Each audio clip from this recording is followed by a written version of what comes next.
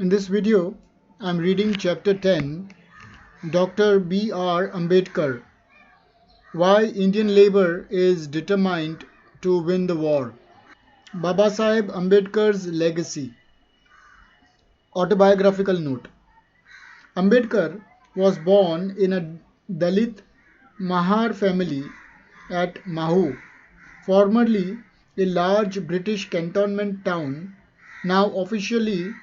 now known officially as Dr. Ambedkar Nagar. Here, his father served in the Indian Army as Subedar. Ambedkar did well at school and college and was generously supported by the Maharaja Gaikwad of Baroda. In 1913, he went to study at Columbia University, New York, where he received a PhD degree in economics and then continued with this research at London School of Economics for his postdoctoral degree. Simultaneously, he also did his bar at law at Gray's Inn, London. During these early years, he was an economist, professor, lawyer, historian, orator, and activist. From 1936 to 1938, he was principal of the Government Law College, Bombay. Later, he took part in campaigning and in negotiations for India's independence and in advocating and supporting political rights and social freedom for Dalits and for the oppressed and suppressed sections of society. He was sworn in as the Labour member in the Viceroy's Council on July 7, 1942 and remained a member until 1946. He served as Law and Justice Minister in the first cabinet of Jawaharlal Nehru. He was one of the chief authors of the Indian Constitution after independence and also of the Hindu Code Bill. In 1956, he renounced Hinduism and converted to Buddhism, a religion which did not discriminate between caste and class and which did not follow the tentacles of untouchability. This initiated mass conversions of Dalits. Popularly and affectionately known as Babasaheb Ambedkar, he was awarded the Bharat Ratna, India's highest civilian award, posthumously in 1990, that is after his death. The speech, World War II transformed the economy of India. It led to the expansion of industries, but labor was not given its due. Dr. Ambedkar emphasized that labor had, to a large extent, been exploited in India. In this speech, Why Indian Labour is Determined to Win the War, which was broadcast from the Bombay station of the AIR in December 1942, he emphasized the establishment and creation of a new order wherein labor would be fully compensated. Printed below is the text of his speech. What labor wants. During the war, labor has secured many gains and will no doubt secure many more. As pointed out by me recently, labor has obtained security through legislation. It has obtained the right to safety, care and attention through the conditions of welfare which have been enforced by the central government upon the employers for the benefit of labor. But if labor is determined to do its utmost to accelerate the war effort, it is not simply because of the lure of these immediate gains. There are other and stronger reasons which are at the base of this determination. Labor is not content with securing merely fair conditions of work. What labor wants is fair conditions of life. Let me explain what labor means by fair conditions of life. Liberty, equality, fraternity. Labor wants liberty. There is perhaps nothing new in this. What is new is labor's conception of liberty. Labor's conception of liberty is not merely the negative conception of absence of restraint, nor is labor's conception of liberty confined to the mere recognition of the right of the people to vote. Labor's conception of liberty is very positive. It involves the idea of government by the people.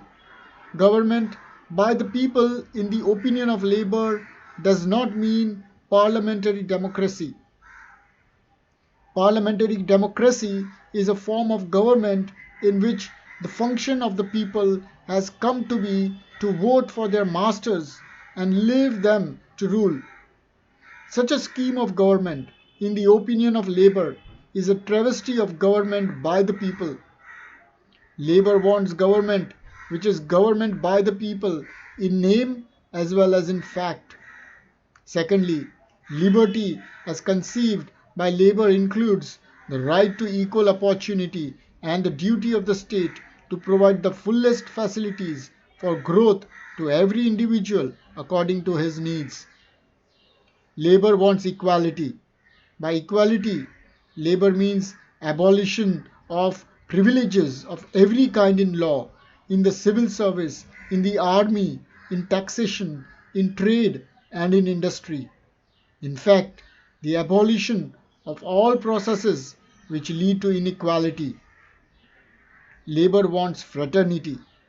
By fraternity, it means an all-pervading sense of human brotherhood, unifying all classes and all nations with peace on earth and goodwill towards man as its motto. So here in this entire paragraph, Dr. Ambedkar is giving the meaning of liberty, equality and fraternity as understood by Labour. He says that Labour wants liberty and there is nothing new in this. What is new is Labour's conception of liberty. Labour's conception of liberty is not merely the negative conception of absence of restraint. When Dr. Babasaheb Ambedkar says that Labour wants liberty, he does not mean the opposite of liberty, that is the restraint or absence of restraint. Whereas liberty in its vastness means the recognition of the right of the people, not merely the recognition of the right of the people to vote, but the concept of liberty is very positive. According to him, liberty means the idea of government by the people. Government by the people, in the opinion of Labour, does not mean just parliamentary democracy. So Labour basically wants government which is government by the people in name as well as in fact. This is what liberty means actually for Labour. It means government which is government by the people in name as well as in fact. The government should not become the masters of the people who vote them to power and then leave them to rule the people. Secondly, Dr. Babasaheb Ambedkar conceives the concept of equality. Equality, according to Dr. Babasaheb Ambedkar, means abolition of every kind of privileges in law, in civil service, in the army, in taxation, in trade and in industry. All of these privileges lead to inequality. And the third, fraternity. What Dr. Babasaheb Ambedkar means by fraternity is all-pervading sense of human brotherhood, not covering all classes and all nations. This is what he means when he says Labour, according to Labour, what liberty, equality and fraternity means. Next, the Nazi New Order. These are Labour's ideals. They constitute the new order. What are the ideals? The ideals are liberty, equality, fraternity. Liberty, according to Labour, means government for the people. by the people, government working for the people, not ruling them. Equality means abolition of all kind of privileges in law, in civil services, in the army, in taxation, everywhere. That is what is equality. And fraternity means all pervading sense of human brotherhood. They constitute the new order, the establishment of which alone can save humanity from destruction. How can this new order be established if the allied nations lose the war? Here, the allied nations are the nations which are friendly nations which have come together to fight the Nazi, that is Hitler, Germany. That is the supreme question which Labour knows it would be fatal to shrink or to avoid. Can this new order be established by sitting idle and refusing to fight? Labour believes that victory for the Allied nations is the only hope of such a new order coming into being. If the Allies fail, sure enough, there will be a new order. But the new order will be no other than the Nazi order. It will be an order in which liberty will be found to be suppressed, equality denied, and fraternity expurgated as a pernicious doctrine.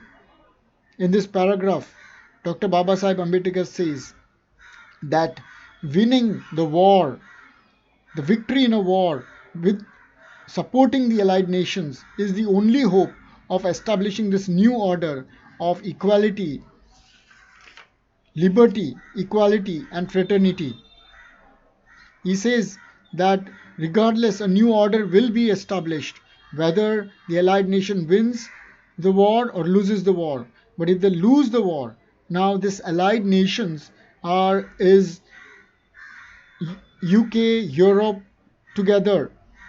There are many other countries which were there in the allied nations. He believes, Dr. Babasaheb Ambedkar believes that even if the allied nations fail in winning the war, then also the Nazi order will be established, and that Nazi order will be the worst than the new order that he thinks can be established if the allied nations win the war.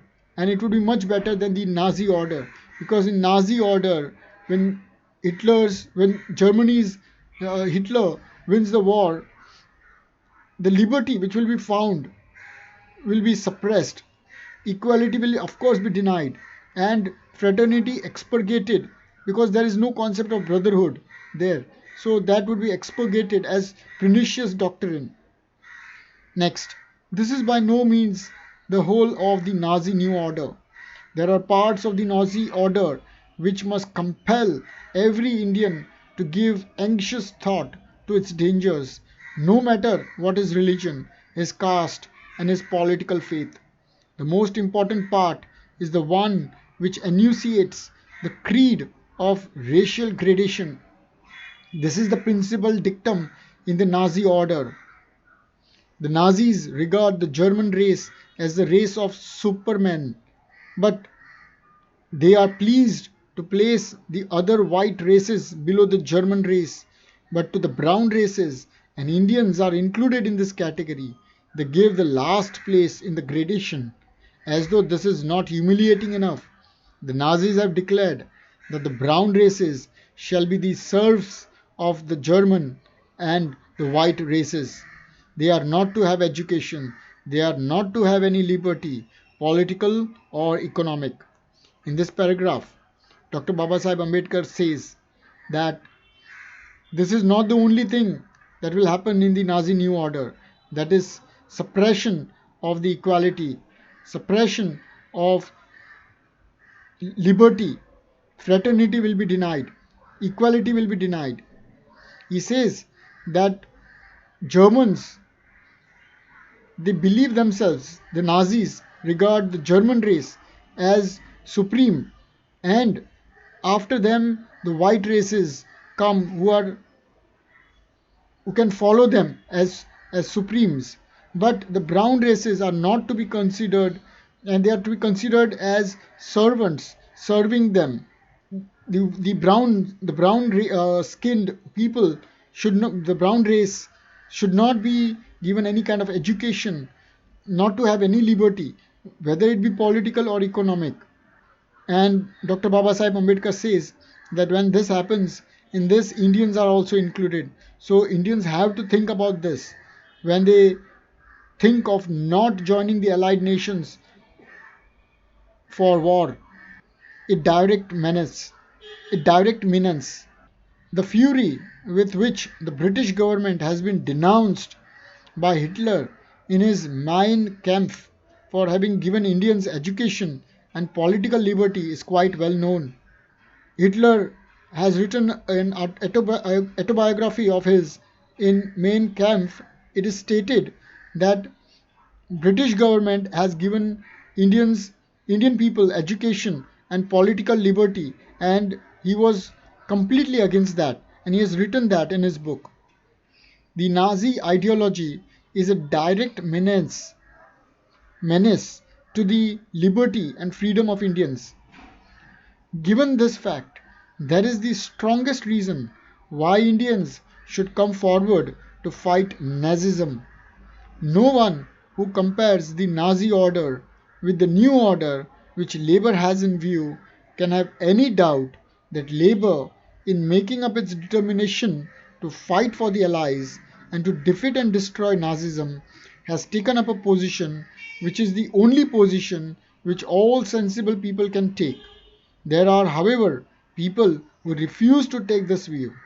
So, during the wartime, when it was time to decide whether Indians will join the war or not, there were some people against this, and Dr. Baba Sahib Ambedkar believed that Indians should join the war efforts in along with Britishers, because he believed that Nazis don't look upon Indians very favorably, and therefore we should, as Indians, should fight and defeat Nazis or Germany in the war.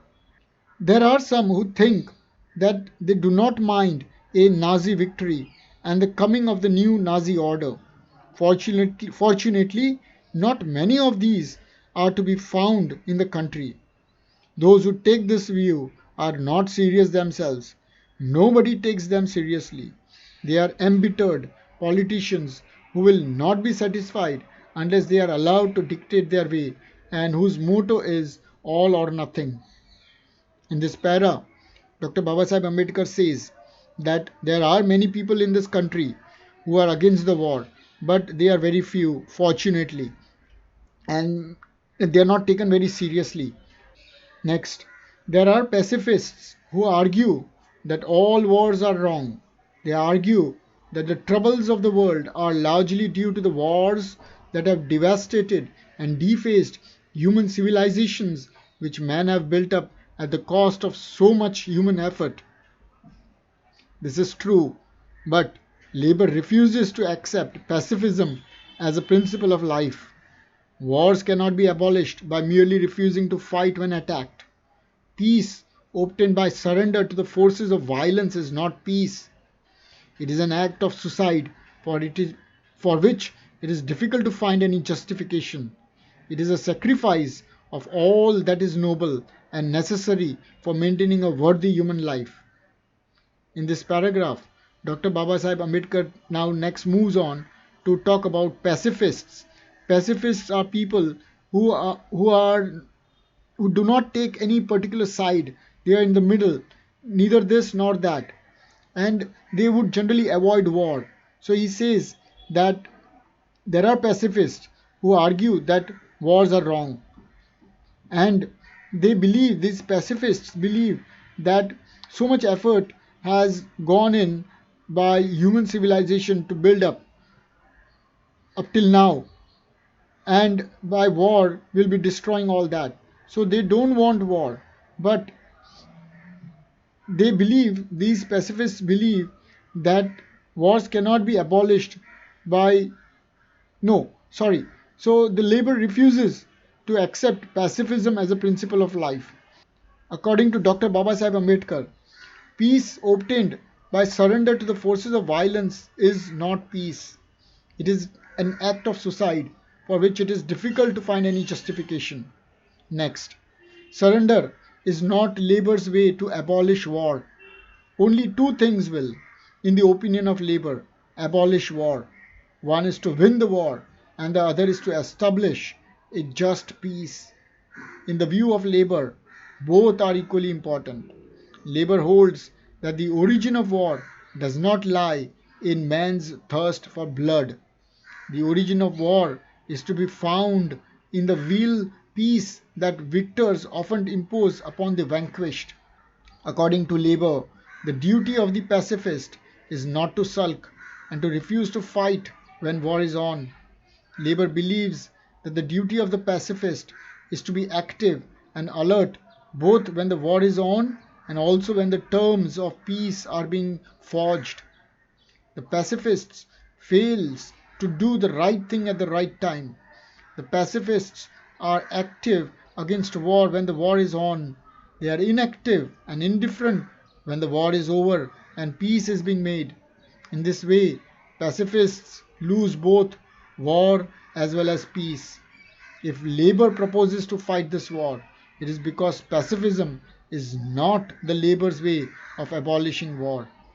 In this paragraph, Dr. Babasaheb Ambedkar states that labor will not surrender. Labor's way is not the way of the pacifist. According to him, there are only two ways to win the war.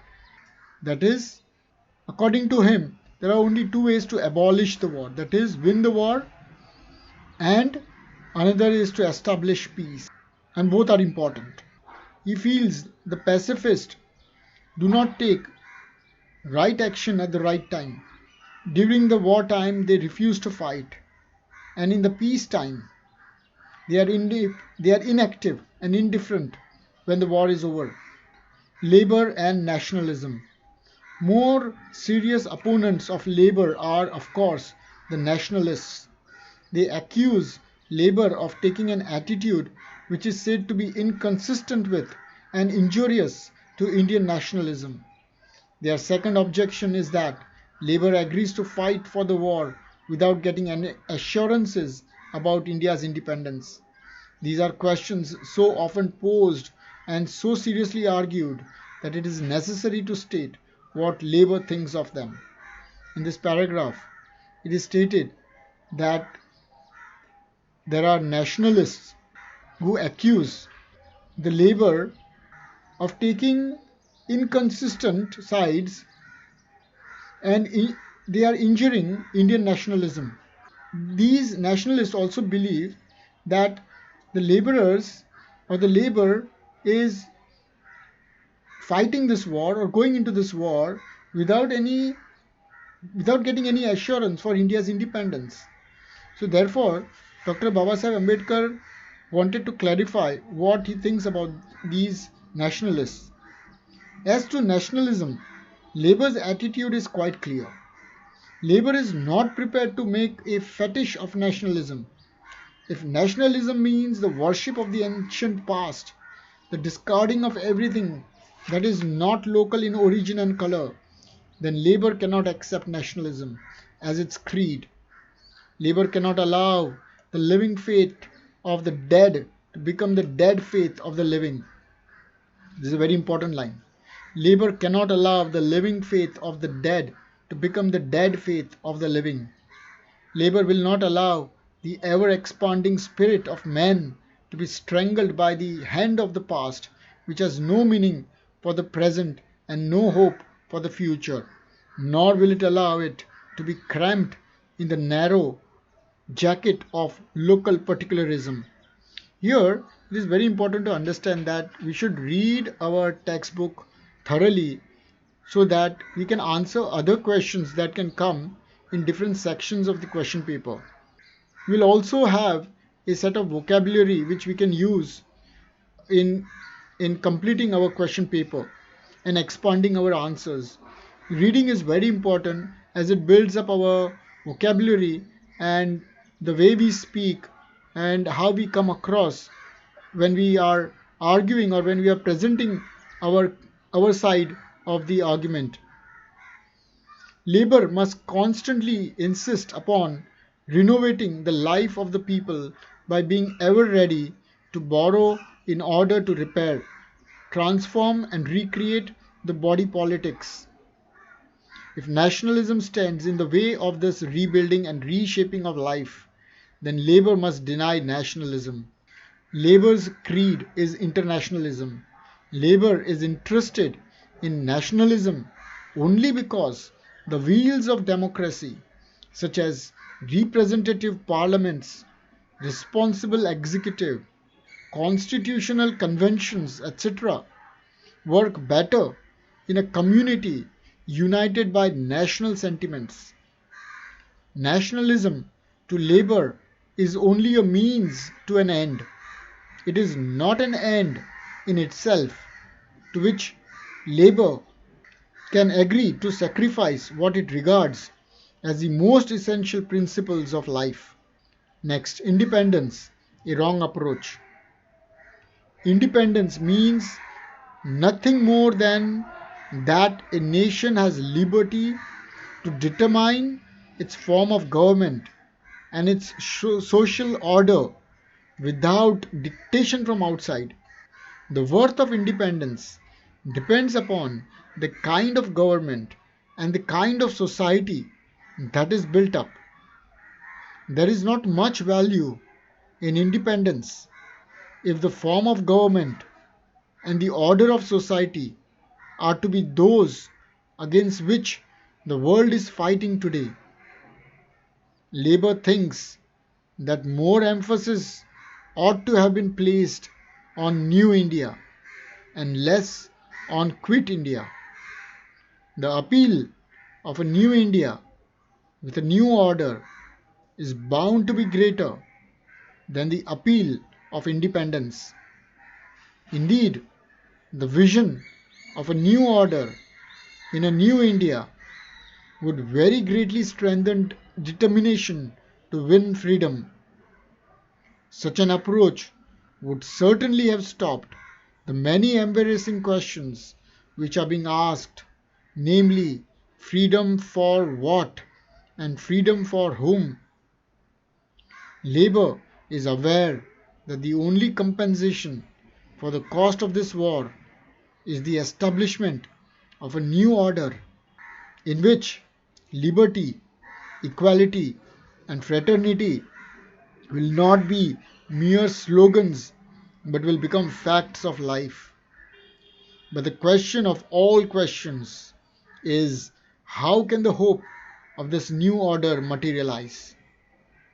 On this question, Labour is quite emphatic. Labour insists that for the materialization of all of these ideals of equality, liberty, fraternity, there is one condition that is primary, and that is success in the war. Without success in the war, there can be no self government and self determination for India. Without victory in the war, interdependence will be an idle twaddle. This is the reason why Labour is determined to win this war. Labour, therefore, has a very distinct contribution to make in bringing about a return to the sane and safe ways of the past which Indians had been pursuing to reach their political destiny. Labour's lead to India and Indians is to get into the fight and be united. The fruits of victory will be independence and a new social order. For such a victory, all must fight. Then the fruits of victory will be the patrimony of all, and there will be none to deny the rights of a united India to share in that patrimony. Discussions and points to ponder. First question. Discuss briefly the reference to allied nations in this essay. When Dr. Babasaheb Ambedkar talks about allied nations, he means Britishers and other allied countries who have joined in the effort to fight against Nazi Germany, Hitler's Nazi Germany, and he believes that Allied nations have to win the war for the new order to be established, for India to gain independence. What is Dr. Ambedkar's attitude to Hitler and his ideology? Dr. Babasaheb Ambedkar thinks that Hitler is not a winning, losing the war against Hitler would be a bad thing for India, as the Nazi order is against the benefit of India. That is, Hitler does not look favorably on the brown races. He feels Hitler feels that brown races are to be the serfs or servants to serve the German German race as well as the white race. They are not to be educated. They are not to be given freedom, either political or economic. And he feels that Hitler has to be defeated at all cost, and therefore the labor must completely be united in the effort to win the war. Write a short note on Mein Kampf. Mein Kampf is the autobiography of Hitler in which he has stated that he feels that only the German race is the supreme race and the white races follow thereafter, but brown race people should not be given any kind of freedom and they are to be below the white race and the German race, and they are to be treated as servants, or they are there to serve the white race, and therefore they should not be given any kind of freedom of politics or freedom of or economic freedom. Fourth question. Labour thinks that more emphasis ought to have been placed on New India and less on Quit India. Discuss this statement with reference to Dr. Ambedkar's speech. When Dr. Babasaheb Ambedkar says that Labour thinks that more emphasis ought to have been placed on New India and less on Quit India, he is talking about the nationalists. He is talking about all those people who are against fighting the war with the allied nations. He thinks that just by doing sloganing of Quit India will not give India independence.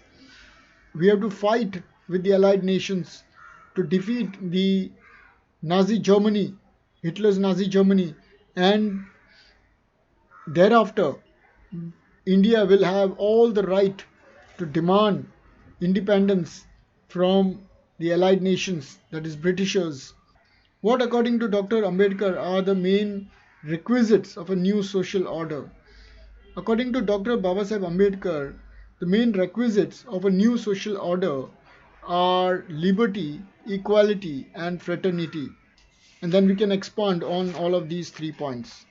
This ends the chapter number 10.